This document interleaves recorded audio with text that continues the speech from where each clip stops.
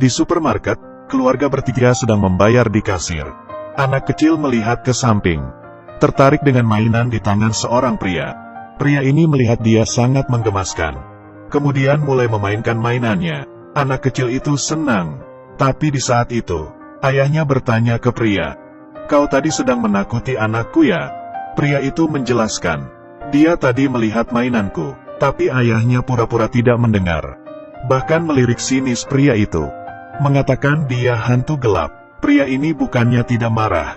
Setelah pergi baru memarahi Bobby dengan beberapa kata. Bobby juga emosi, langsung menelepon orang. Istrinya membujuk dia untuk tidak melakukan apa-apa. Bobby dengan cepat menghampiri si pria, anaknya yang melihat dari dalam mobil. Terus mengetuk jendela, memperingati ayahnya. Tapi di saat pria itu menghadap ke belakang sudah dipukul langsung oleh Bobby. Pria yang dipukul berteriak ke istrinya, "Diam di dalam mobil, jangan keluar." Pria itu lalu digebukin oleh beberapa orang, dan mulai memukulnya hingga jatuh ke tanah. Anak yang tidak bisa apa-apa, hanya bisa berteriak. Istri menelepon polisi, tapi karena terlalu panik, tidak bisa menjelaskan posisinya dengan baik. Hingga pria itu tidak bergerak lagi. Mereka baru berhenti. Sebelum pergi ia juga menumpahkan susu ke muka si pria. Anaknya Bobby melihat kejadian itu semua dari samping, dan sangat merasa bersalah kepada pria itu. Kemudian mereka dengan senang pergi dari tempat itu. Setelah mereka pergi, istri dan anak sang pria baru berani keluar dari mobil. Anaknya diam-diam memperhatikan mobil mereka, dan istrinya memeluknya sambil menangis. Esoknya, mereka merayakan. Mereka mengambil pistol dan mengarahkan ke botol bir, dan menembaknya satu persatu. Mereka berteriak dengan senang. Tapi Bobby tidak tahu, mereka sedang memasuki masalah yang lebih besar. Anak laki-laki bermain ular di tepi sungai, tapi dihentikan oleh ibunya, dan menyuruhnya melempar ular itu.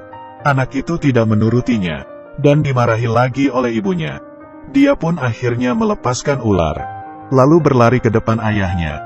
Dan Bobby taruhan dengan yang lainnya. Kalau anaknya menembak mengenai semangka, kalian tiap orang memberiku $50. Semuanya pun senang dan melakukannya. Tapi ibu masih sedikit khawatir. Tapi hanya diam karena dimarahi Bobby. Anaknya yang sudah terbiasa, mengarahkan targetnya. Dan berhasil. Ibunya juga mulai tersenyum. Kemudian anak kecil ingin mendapatkan hadiah, yaitu menyuruh Bobby membawanya pergi bermain. Bobby pun mengiyakannya. Di malam hari, di perjalanan mereka pulang. Tapi di depan ada sebuah mobil yang menghalang mereka. Bobby menekan bel mobil agar mobil depan memberikan jalan. Tapi mobil di depan tidak bergerak. Kemudian Bobby menyuruh anaknya diam di dalam mobil.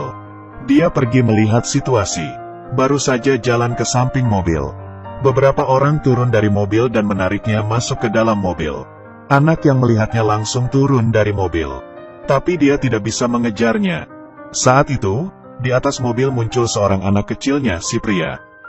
Dia tidak pernah menunjukkan sedikit pun rasa kasihan di wajahnya. Ayah anak ini menyetir pulang ke rumah.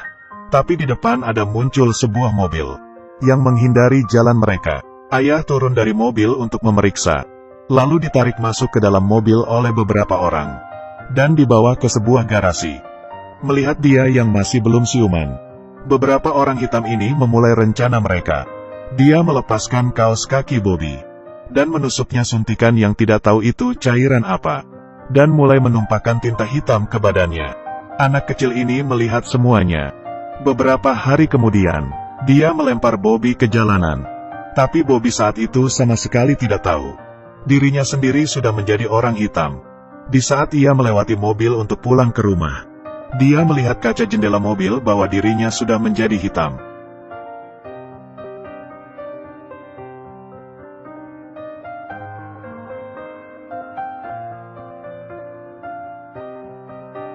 Saat itu istrinya mendengar suara dari luar, dan membuka rak meja mengeluarkan pistol. Menyuruh anaknya sembunyi di bawah kasur, lalu ke depan pintu. Anjing di rumah juga tidak mengenali bau Bobby. Dia menggunakan air mencuci tangannya seperti tidak terjadi apa-apa. Dia lanjut masuk ke dalam rumah. Baru membuka pintu dan melihat sang istri yang menodongkan pistol kepadanya. Dia melanjutkan masuk. Di saat cahaya menerangi mukanya, Istri baru mengenalinya, tapi di saat itu, suatu hal terjadi. Anaknya dari belakang menodongnya pistol. Dan itu adalah hal yang diajari Bobby kepadanya. Karena warna kulitnya berubah, anaknya tidak mengenalinya. Jadi akhir cerita seperti ini. Sebenarnya hanya bisa menyalahkan sang ayah yang mendidik anaknya, dan ibu yang selalu memanjakannya. Salahkan diri sendiri sudah melukai diri sendiri. Ya sudah, kali ini sampai di sini. Aku adalah Xiao King. Ingat klik tombol suka dan ikuti saya.